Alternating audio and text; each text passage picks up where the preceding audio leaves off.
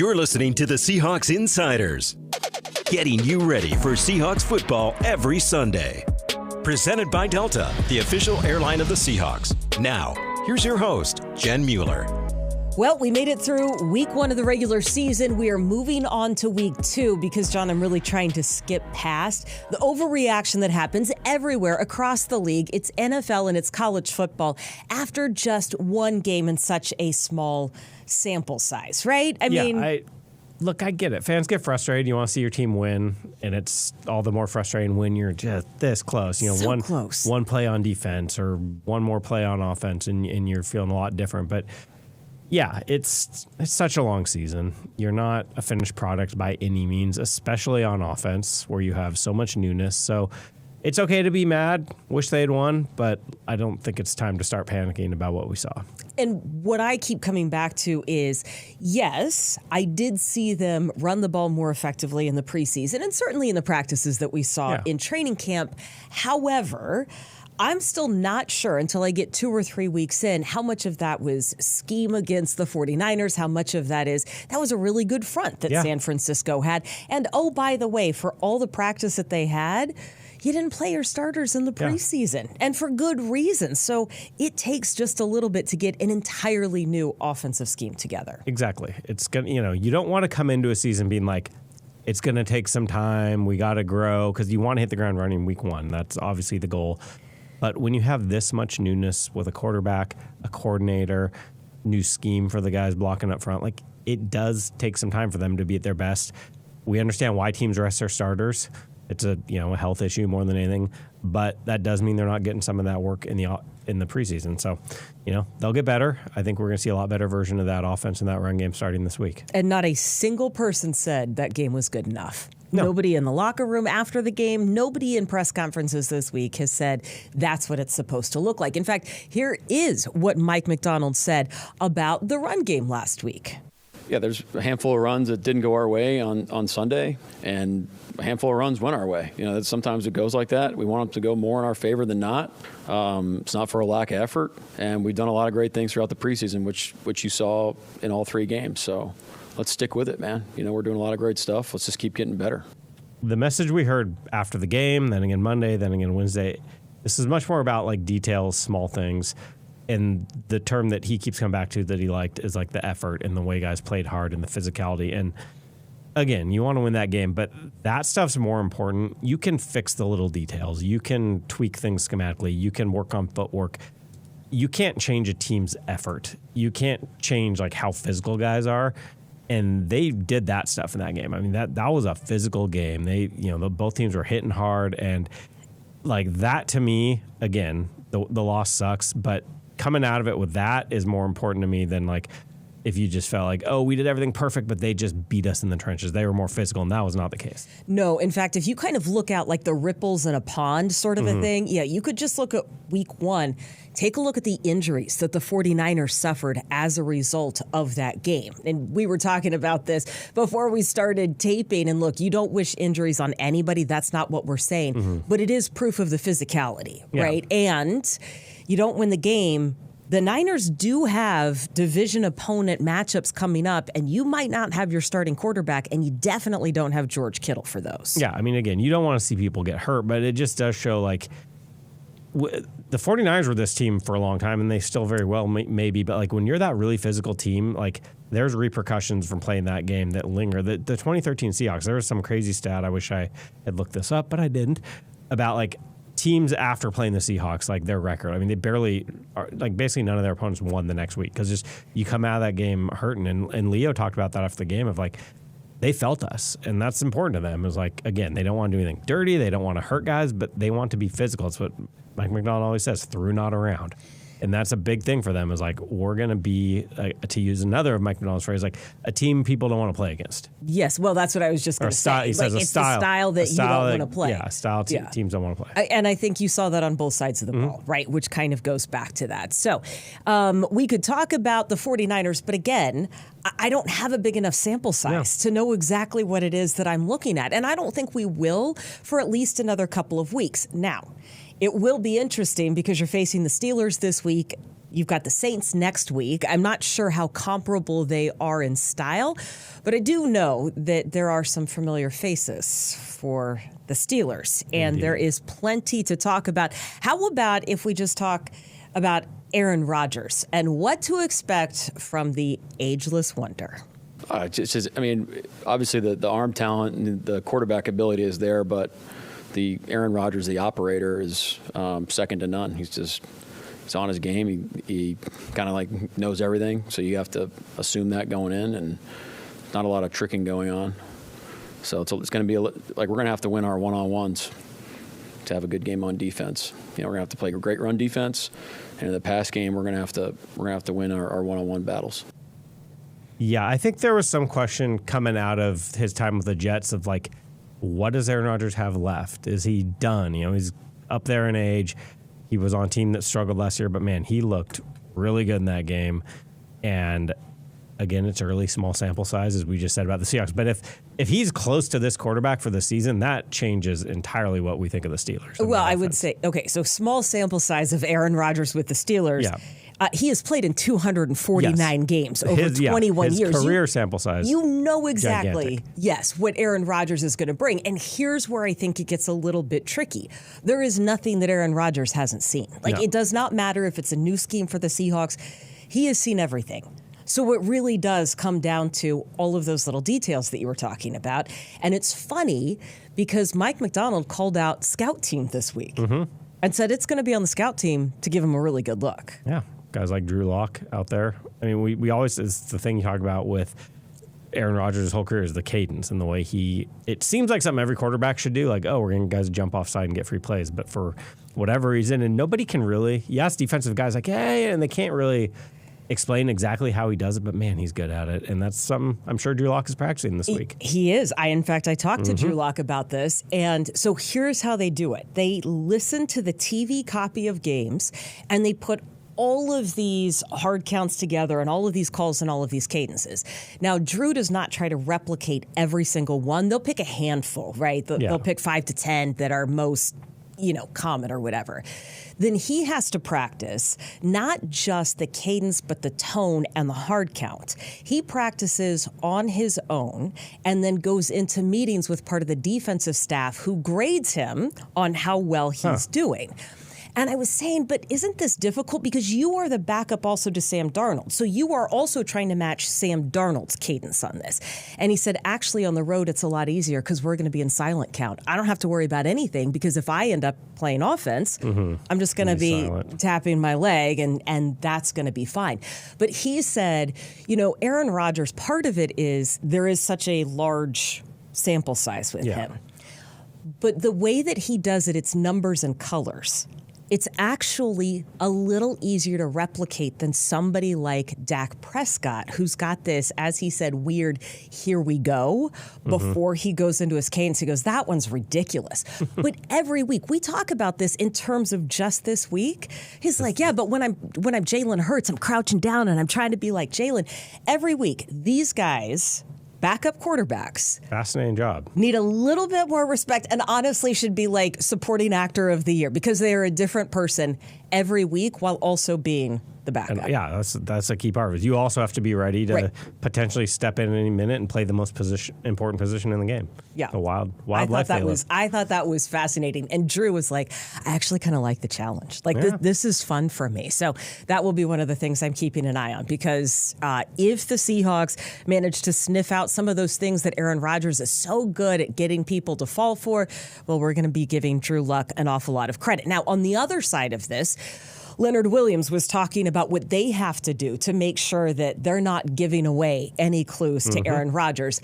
And I thought this was interesting in their day-to-day practice.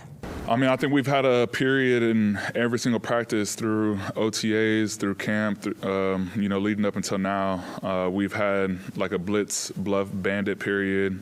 One of Mike's favorite periods because, we watch on film after that practice and we all make guesses in the defensive room whether we're going to pressure or not. And that's, showing everybody if they're doing a good enough job of disguising or not. Anyone who's watched this defense or watched Mike Macdonald before with Baltimore, a big part of what he does is these simulated pressures. And what makes it work so well is opponents don't know. You get a bunch of guys on the line of scrimmage, who's coming on a particular play. And it's interesting to see that Mike likes to test his own defense out with that. Yeah, and I haven't heard that before. No, me neither. It does not surprise me. And then I'm thinking, okay, wait a minute. How many plays are possibly in this practice period, right? Like, wouldn't you just remember off the top of your head? And then I think about how many times I go back and watch game copy of our game, like TV copy, and I'm like, oh, shoot, I forgot it was that play on third down, right? Like, you kind of have a short memory when you're moving on to the next one. So that was kind of interesting. And, of course, this led to a big play for the Seahawks last season against Aaron Rodgers, where you had Leonard Williams bluffing coverage, dropping into coverage while Spoon comes on a blitz, and Aaron Rodgers threw the ball to Leonard Williams, and, well, he showed some speed. He did. That was really fun. And then apparently Aaron Rodgers said Merry Christmas, which I'm sure that, Leo will take. Here's the other advantage. Rodgers just played the Jets. You know that Leo still has a whole bunch of friends on the Jets, I'm sure including Quinnen Williams, who had a monster day against the left tackle for the Steelers. Yeah, the Steelers had some, as much as they did offensively, there were some protection issues. He was sacked, 4 times? So yes. And so the left tackle, Broderick Jones, I was diving into some of this, and fans in Pittsburgh are not happy with the left tackle. Now, Jones has played on the offensive line and tackle since they drafted him in 23, but this is the first year that he is moving over to the left side. In week 1, he allowed 3 sacks on his own and then another 4 quarterback pressures. Mike Tomlin has said they are not going to make a change. Here's the thing, though. There's only so much you can do from week 1 to week 2 to get better. You kind of are who you are. So I am fascinated to see what happens when this defense, after a week of playing together, gets a chance. And, the defensive line, they're hard on themselves because they didn't get to the quarterback last week. They had 1 sack with a Julian Love blitz. But if you look at the pressure numbers, you just look at the way they were moving Brock Purdy out of the pocket, like those guys played really well. DeMarcus Lawrence looked great. Boye had a bunch of pressures. Derek Hall, the interior guys, like everybody up front, I thought played really well, and that's an encouraging start for this defense. I look at the 384 yards that the Seahawks defense gave up, but if I remember at halftime, it was not anywhere close to that. Like, there were some chunk yards in that third quarter in particular that really drove those numbers up. But you're right. In general, it looked like they were in control of the game. Now, familiar faces continue on the offensive side with one DK Metcalf. Yeah, it's going to be a fun one. I mean, I'm sure it's going to be, pregame, a lot of guys catching up, and then in-game it's going to be fascinating to see how the Seahawks match up with him, what kind of little banter's going on. I'm sure there's going to be plenty of talk. We've seen some great matchups in practice over the years, whether it's Reek Woolen, Devin Witherspoon going against DK. It's going to be exciting to see how that goes in the game. Yeah, and there are some questions with health of the Seahawks secondary coming out of the 49ers. We'll see how that plays out as we get closer to game day. And, really, just like everything else, we're trying to figure out how the Steelers want to use DK. Again, it's one game. You have one game of how many plays they play, 50-something plays. The things that he does well are the things that they're doing with him, which is great. It's runaways, it's outside lane throws. All the routes that he runs really well, he's running those routes. Frankly, it's similar to the stuff we were doing with him last year. We got to be ready for everything, right? They're allowed to put him anywhere they want, and he's allowed to run any route that they got called for him. I like that. They're allowed to put him wherever they want, and he's allowed to run any route. Because, again, we keep going back to this, but it's such a small sample size. You do have a returning offensive coordinator, but the system changes a lot when you have Aaron Rodgers in there, so there's just a lot of unknown. But, we've seen DK over the years do a lot of great things. He's a heck of a player, so how they use him, kind of TBD, but I'm sure the Seahawks will feel like they at least have a pretty good understanding of what DK Metcalf is going to want to do just because they played against him so much. Well, and also just kind of what that Steelers offense looks like. So last week, DK, 4 catches, 7 targets, 83 yards. But much like the Seahawks, that was not a very balanced offense, as you ended up rushing for just 53 yards and then throwing for 218. So I don't know that is their recipe for success. I know with Rodgers, you're going to look for some deep yards down the field, but I don't know where the opportunities are necessarily going to be for that offense and for the defense. And I guess I don't really have to make those decisions. What I do need to do is pause to give you a chance to hear from our presenting sponsor. Statistically, the world is losing color. Just consider all-white kitchens, beige baby nurseries, a sea of gray cars. But in the hundreds of destinations Delta flies to, you can rediscover color in the bright blue waters of Hawaii, the emerald green hills of Scotland, the berry pink cherry blossoms of Tokyo, and so much more. Sometimes opening your world is all it takes to open your mind, which is why when you fly Delta, your potential takes off when you do. Delta, official airline of the Seattle Seahawks. We touched on the offensive maybe opportunities for the Seahawks and where they want to get better. Certainly number of explosive plays is something that Mike McDonald talked about this week. John, I love the fact that he says, you know it when you see it. Yeah. Like, I love that because you're right. Yeah.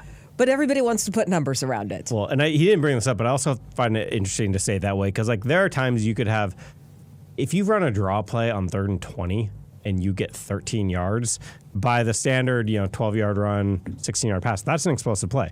But are you feeling great about that? Probably not. So there is that element of like, we know when we see it. Yeah, well, I say that because the Steelers' defense, they had some yards that were left on the field. There 394 yards allowed against the Jets. That was kind of a slugfest that I didn't really think was going to end up to be a slugfest. I know, that was it was exciting. Yeah, I had that on in the press box before the Seahawks kicked off, and I'm just like, wow, yeah, I could only watch up until about halftime, and then I was dialed in. I know. It's tough when you have to work on game day. Your football job gets in the way of watching football. You know what? Every Sunday night I get home, and I'm like, gosh, I wish I could watch all this football. People are like, what? I'm like, it takes me a while to catch up after a day. But anyway, we're off track. We're off track. Let's redirect and hear about the Steelers defense after week 1. Yeah, they're an opportunistic group. They play with a great spirit. They play with physicality. They do, they're different than us in how they're kind of built and how they play some of their coverages. So that's going to be a big point of emphasis for our offense and our look team this year to give a great look, or this week, to give a great look so our guys have a great feel going into the game. Yeah, it's interesting. I think we just always think Steelers and we think defense. I mean, historically, That's what they've been. They've had some of the great all-time defenses, great defensive callers, really aggressive, and there's a lot of talent on that side of the ball. So it was surprising to see the kind of numbers the Jets put up. No disrespect to the Jets, but you just don't expect teams to do that on the Steelers.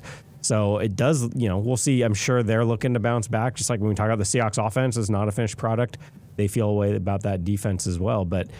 Yeah, I think, you look at what the Seahawks want to get done this week, I do think there's going to be some chances for the Seahawks offense to capitalize on some things Steelers are doing defensively. Plenty of energy, though, at Acrisure Stadium as it is their home opener. I know. As they are going to open their season at home. They are coming off a win over the Jets. And if we are thinking about opportunities on offense, John, that leads me into the conversation about our Fantasy Insider today, which I'm going to nominate as you. You are the Fantasy Insider today. I am not, and that would be scary for people if I were. However, our real Fantasy Insider, Scott Engel, is unfortunately under the weather, so he could not join us. Scott, we hope you're feeling better. He did send me some notes, because, again, you do not want fantasy tips from me. That's not my game. But here is what Scott wants you to do when he talks about some players you should start at every position.